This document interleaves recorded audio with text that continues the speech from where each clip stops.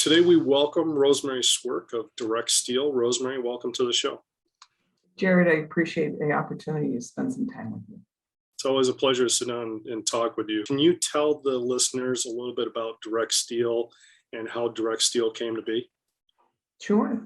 DirectSteel and Construction offers three different services. We're commercial general contractors, we're construction managers, and we're owners' representatives. So all that really means is that we build buildings. And our focus is low-rise, non-residential construction. So that might be restaurants, retail, office, industrial, institutional, educational, recreational, religious. And within that focus, two different market segments. One's federal government contracting.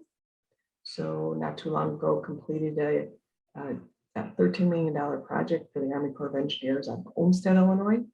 Recently completed a $12.5 million project for a three-story addition for the Veterans Administration, a hospital. Currently working on a project in Fort Hood for the Army Corps of Engineers and Department of Agriculture in Peoria, Illinois. And the private side, which is really a passion of mine, is working with large, small, and mid-cap company business owners who tend to be great at making widgets or great at providing a service, but really don't know how to utilize the real estate that they're already using to accelerate the building of their net worth. And in that process, we facilitate their ability to maximize their return on their investment. Absolutely. So that's DirectSteel and Construction. Thank you for that. And there's a lot to unpack there. So we'll be going through that as we talk through in this episode. My first question to you is why getting into the commercial construction piece? What was there a passion that drove you into that? So this is certainly not a career path that I mapped out. I'm a business major at a university and not school. I was Black & Decker, and they had me travel on all South and Mason line. I did well. They promoted me, put me in Boston, and I was hired away from there by an independent manufacturer's rep, brought back to Chicago area, this is where I was born and raised. And in that time frame, I met my husband. We got married. We started talking about having kids, and both of us felt it was important at that point. One of us stayed home, and although my income was substantially higher than his in 1988, men just didn't stay home.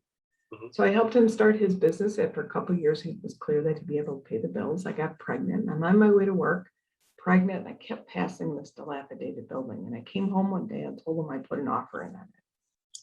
And so I gut rehab this thing. I secured a tenant, and the tenant was a bank. And if you've ever had a bank as a tenant, it's a really good gig. Looking at this pro forma, and I'm like, oh my gosh, this is a great business plan. We were blessed with two daughters who slept 12 to 14 hours a day. So I kept buying more buildings, fixing them up, either renting them or selling them, and again and again. And the project got larger, additions, ground up construction, shopping centers. So over the period of time, I created two different property development companies. 2004, I started being asked by other people to general contract for them, and thus the beginning of DirectSteel and Construction. I never had any intention of marketing it. In 2005, I cannot tell you what compelled me to do it. I put a 3-day ad in the Chicago Tribune listing most of my real estate holdings, and they sold. Well, in retrospect, that was at the peak of the market before the 2007, 2008 recession. I just got stinking lucky. So in 2008, I'm looking at DirectSteel and Construction. I'm like, I've never marketed this company, but I think I can do something with it and provide value to clients. But the question was, who was building in Chicago in that time? Right. So I followed the money, and the federal government had infused the economy with ARRA money, American Recovery Act money. And I quickly learned that getting government work was kind of like getting your first job. You can get the work as long as you experience, but you can't get the experience until you get the work. Right. I got a list of 660 Department of Defense prime contractors, called every one, and got one opportunity to build a flight simulator facility at a Creech Air Force Base, Nevada. And that led to a little work with the Army Corps of Engineers, Department of Energy, NAVFAC, VA. And then in the meantime, the private stuff started coming back. So we worked for companies like Unilock, TC Industries, Navistar, Intermatic. And now we've got this really nice balance between both public and private work.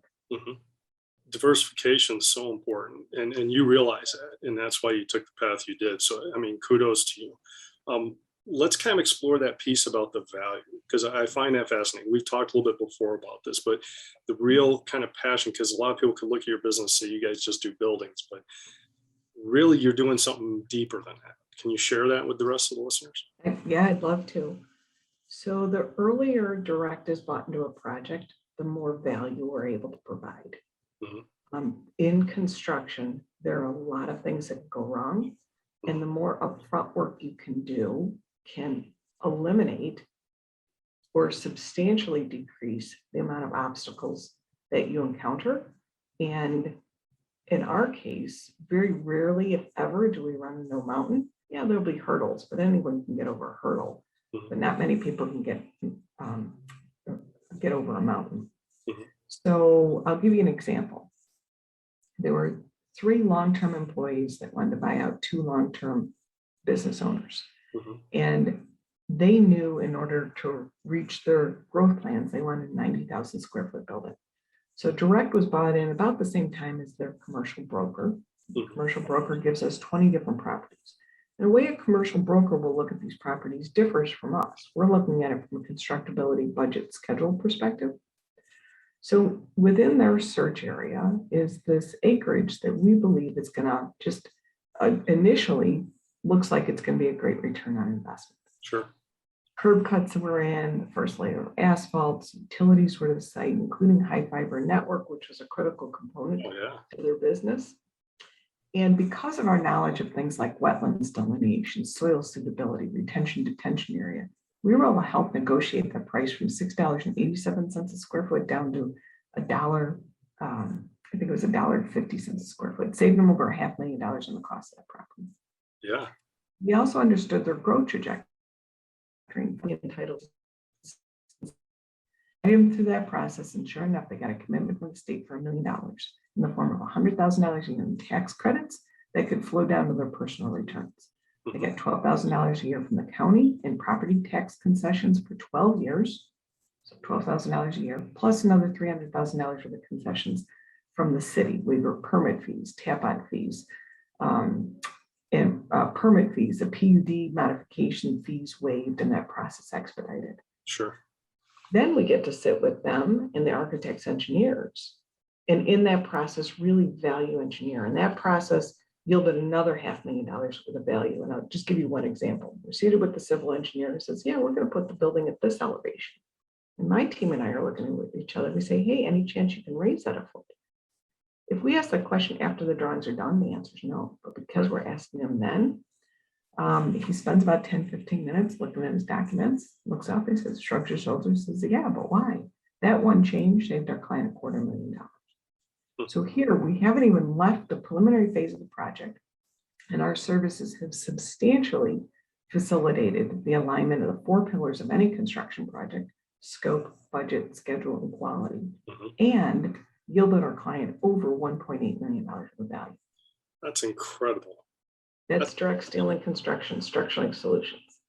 I love that, because like I said, people look at companies face value, and here you are, you're bringing a much deeper value right out the forefront. Like you said, getting in early is the key for you guys, right?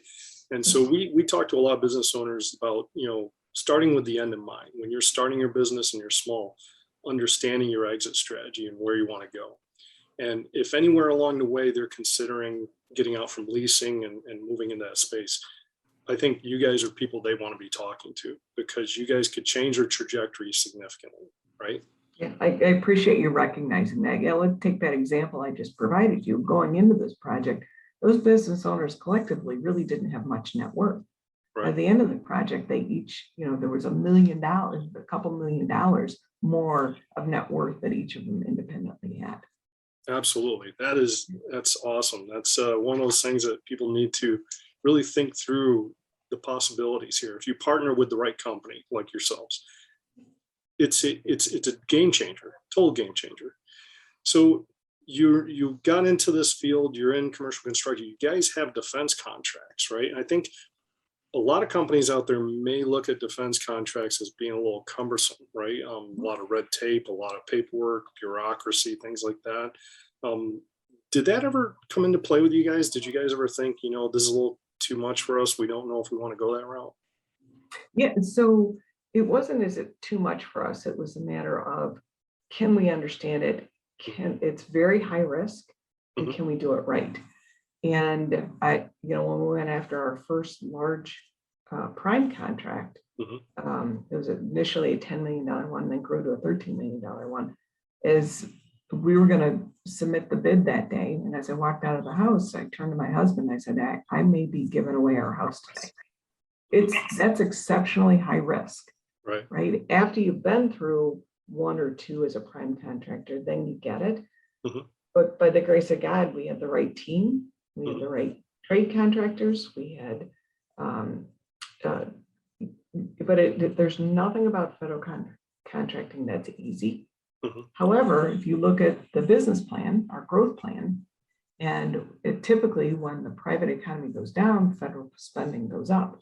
Mhm. And so it has yielded this nice balance. Absolutely. And just for the listeners, people don't understand the terminology. A prime contractor is the contractor that receives the direct contract from the federal government. You'll have subprimes. That's basically people down the supply chain, right? Which there's a lot of people involved in that. That's a pretty complex chain, depending whichever business you're in. Relative to that, there's been some new developments there, right? There's been some new requirements as people are more and more concerned about cybersecurity, things of that nature. And I know that you've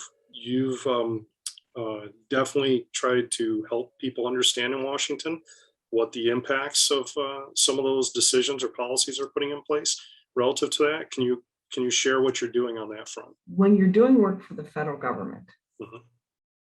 there are a lot of FAR clauses Mhm. that need to be considered. Federal acquisition regulation. Correct. One of the evolving FAR clauses includes cybersecurity. Mhm. So for many, many years, whenever you signed a contract, you were saying that you were NIST 800-171 compliant. Mhm. Early on, I went to the federal government and I said, this is so onerous. It's just not reasonable. And we were told that if you were ever called out on it, the goal is to show that you are making best efforts, which we had been at that point. We continue to do. Mhm. Several years ago, the federal government acted on this disconnect, Mhm. and they proposed CMMC compliance, so level 1, level 3. And the implementation of that was more difficult than I think that they originally intended. So now there's another regulation and a FAR clause that the contractor needs to submit into SPRS, their depository, a self-ranking of your compliance level with NIST 800-171. Just even to determine that compliance level. So we did internally, and then we went to a consultant to say, okay, is our interpretation of these NIST requirements accurate? And we felt we were going to go into that and it was no problem. But it was amazing. The interpretation was so different than our interpretation of it. So we've been able to satisfy that requirement. But the regulation looks like it's going to change back to that CMMC level 1 or level 3. We're not really sure which level we're to be required to achieve, but when it comes down, it's going to come down quickly. Right. So I'm glad that you bring this up for a couple reasons. One is to make people aware that these requirements, if you're doing work for the federal government, but also we've learned so much through that process. Right. And the risk of being subject to some cybersecurity infiltration attack, adverse impact of cybersecurity is exceptionally high.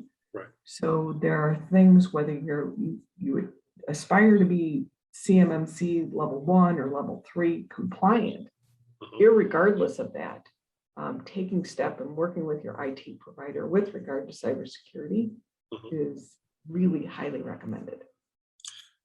Totally appreciate that, because I think a lot of companies have done what I call they run technology debt, right? And by technology debt, I mean that they didn't invest in their IT platforms the way that they should have over the previous years. And as you mentioned, DFARS has been out there for a while, and the federal government was kind of saying, hey, we are putting this out there for people to be compliant, but it was like you said, it was the honor system, right?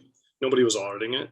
And now they're coming out now and saying, hey, we're going to audit this. So it's a different ballgame now. And companies really need to look at, even if you're not a federal contractor, I think cybersecurity is like one of those things you need to really look at and invest in for your business to protect yourself. I mean, there's a lot of really shady things going on. A lot of people that are getting data that, they shouldn't, and via the black market in the web.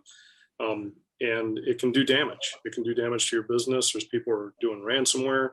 They're holding data. So definitely, if you're going to go down the path of a defense contract, this is a must-have. If you have your own business, I think it's still very prudent, and you should be looking at it anyway. So I appreciate you shedding light on that. And I appreciate your work you're doing, because I believe you've spoken to policymakers in Washington on this, right?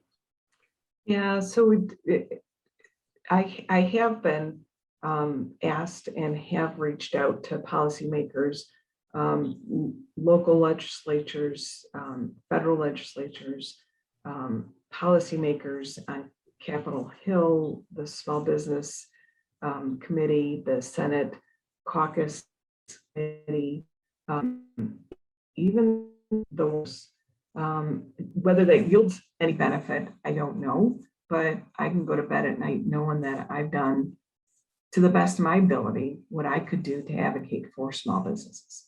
Absolutely. And I think people need to understand, for the defense side, it's not just the prime, it's all the subprime that has to be held accountable too, which you think about all the people involved, even down to the janitorial level. Are some of these expectations realistic? Probably not, right? So there is a significant impact there. Really appreciate your work on that front. I'm going to shift gears though on you here. Looking at DirectSteel over the last couple of years with the pandemic, I know everybody struggled with supply chain issues and like that. How are you guys impacted, and what is it that you guys have learned about yourselves that you're driving forward on? So just like any business, right? Nothing's easy. There's always some obstacle that comes up that you go into a situation, you're like, been there, done that. I know how to navigate this. And then a pandemic hits and Right. you get a slap in the face with reality. Right? So the two biggest issues that we faced through the pandemic was the uncertainty, right? Number one was the uncertainty, and that is, okay, how is this going to impact business? How is this going to impact all aspects of society? How is this going to impact, how are we going to continue to follow and keep up with OSHA and CDC requirements? Even things like, how is this going to impact life insurance policies for the staff? Things that, and then policy, right? And implementing, and what happens if people are not compliant, and that's, as a small business owner, those are challenging things to navigate. Yeah. And the other you've already touched on is supply chain issues. So, prior to pandemic, steel prices were, for the type of steel that we are most frequently involved with, and the largest portion was running about $600 a ton. And now it's over $2,000 a ton. Yeah. That's a huge impact. Incredible. So, right. And then when we saw this inflation starting to happen last November and accelerated in January, the steel suppliers at that point were saying, yeah, we see this peaking out in May. Well, obviously that didn't happen. And now people are estimating another 1 to 2 years before we see this settle down. And that uncertainty is very, very difficult to navigate.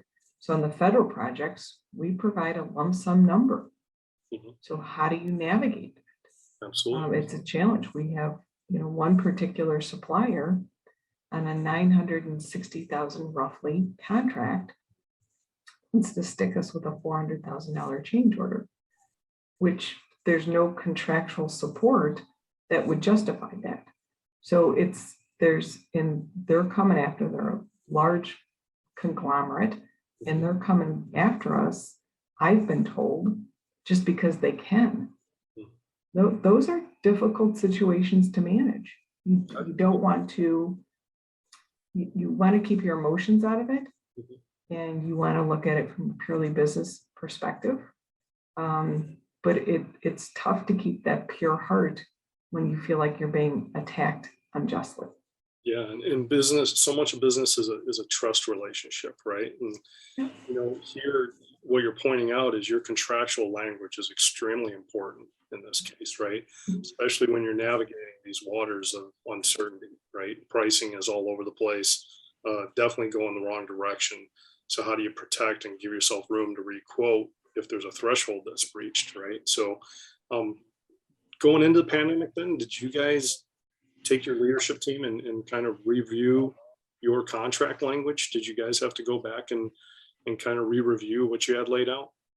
So there's a constant effort to do that, but certainly cost accelerating costs and having those conversations with our clients, and everyone's going through it, everyone understands it, but our goal is to mitigate it, right? To mitigate the adverse effects. We have had some clients that say, you know what, I'm not going to move forward with this addition, or I'm not going to move forward with this new project until things kind of drop back down to normal. Now, when that happens, what's going to happen to interest rates, right? What's going to, I mean, these are really big questions. Now, on the other side of things, we have some people move forward and it's so high, we just need to move forward despite those costs, because they know the return on investment is going to be there in short order. Yeah. But for your many small business owners, they're like, okay, this is just crazy.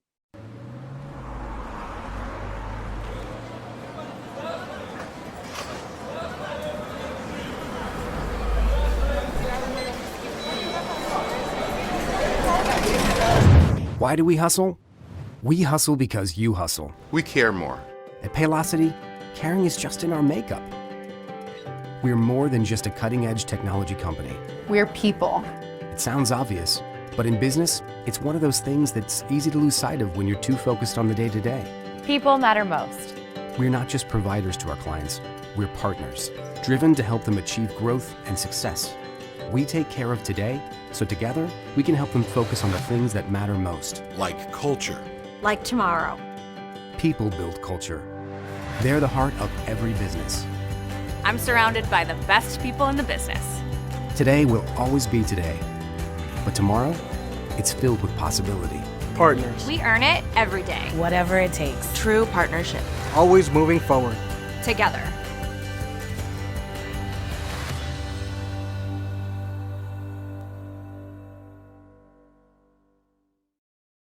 Really appreciate the work you're doing there, because I think the upfront value work you're doing where you're saving the money on the front end really helps mitigate a lot of those issues that can arise during the course of a project. Because, I mean, kind of help me with this, but what's the typical turnaround for a project from the start to completion for one of your projects? So, I mean, let's take a 20,000 square foot building, right? Depending on what entitlement obstacles, does the building need to be rezoned? Does the property need to be rezoned? Are there environmental issues? Are there zoning? Are there retention detention issues? Are we dealing with the Army Corps of Engineers? So there's a lot that goes into where the utilities coming from. But typically from the time we get involved to the time, let's say from the time the due diligence is done and property is acquired, you're figuring about a year. So about 12 months. That's, yeah. So, I mean, a lot can happen in 12 months, as we know, right? History has proven that time and time again. Yeah. Looking at where you guys are going. So coming into 2022, just a couple months away, right? Knowing the current state of the economy and what we're seeing here with, inflation's not going away. These prices and supply chain issues are going to probably remain at least through Q1, Q2 at least. What's your outlook? What are you thinking for DirectSteel? So our backlog is very strong. But back in 2000, 2007, 2008, even though you had contracts, people pulled back from them. Sure. So we're cautiously optimistic. Very grateful that we are diversified. And so we're cautiously optimistic. I think that that's a good way to say that. One of the things that I look at too here too is Rosemary, you have such an acumen for this, and you mentioned that you had some professional experience that kind of got you to that point. What's your background? What's your actual education experience? Yeah. So again, I'm a business major out of Indiana University. Okay. And I'm a big fan of continuing education. So I'm also a graduate of not only one, but two Dartmouth executive programs, of the Goldman Sachs 10,000 Small Business Program, of the SBA Emerging Leaders Program. And I've done that strategically because it forces me to take the growth plan and to really work on it and upgrade it and ask those tough questions every 2 to 3 years. And every time we do that, soon thereafter, there's this nice growth trajectory, which we continue. Gotcha. Okay. Pretty awesome. Looking at, I had another question here lined up right after, and I'm kind of thinking about how I want to word it. So I know you're a big proponent of women in business, and you like to support women-owned businesses. Are you involved with any professional programs relative to that? So I'd like to clarify that a little bit. I'm a fan of business owners. Very I don't think that anyone who hasn't been a business owner can truly understand the amount of variables, the amount of risk, the amount of unknowns that a small business deals with on a regular basis. The risk, right, is huge. So I am an ambassador for the Women's Business Development Center, but I also serve as an advisory board member on the State of Illinois Small Business Development Council. I do a lot of mentoring. So we're all in this together, and whether we're making widgets or providing a service, whether they're in the same lane or not, there's so much that we're going through that is alike. There's more things alike than there are differences.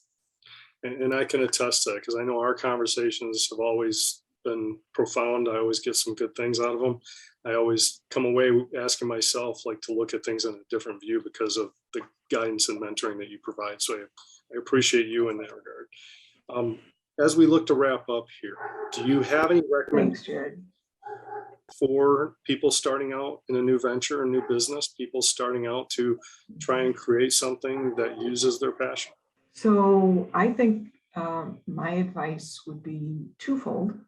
One is whether you're buying a business or you're starting something up, you're not only understanding of your value proposition, but be able to articulate it in such a way that the way you hear it coming out of your mouth is the way it's heard by people who are listening.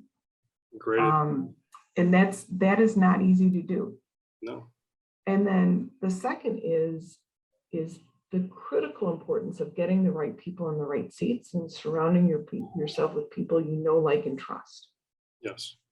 I think those two things are the critical components to growing a business. Excellent advice. Excellent advice. Getting the right people in the right seats on the bus. And definitely I can appreciate that message of articulating your service and your value. Like you said, being able to speak about it openly, clearly, get it across quickly. There's a lot to that. So it's not an easy thing for a lot of people. Anything before we wrap up here, Rosemary, that we haven't talked about that you would like to discuss about DirectSteel or about the current environment or anything that you think we should touch on? Other than, I mean, there's so many things that you and I could spend weeks, months, years talking about the variables involved. I think giving your goals, I think that we've touched on some critical items. Yep. No, I really appreciate taking time going through the questions and answering with very honest and candid answers in that regard. I think this will turn out great. I really appreciate you, and I appreciate your time, and would look forward to having you back on the podcast in the future and share with us things that you've learned from then and some of the successes you've had. Jared, it's been a pleasure. Thank you. Thanks for the opportunity. Additional links discussed can be found in the comments section below on YouTube. Thank you for joining us today, and we hope you found the information useful. OPSQC Inc. podcast, sponsored by Paylocity.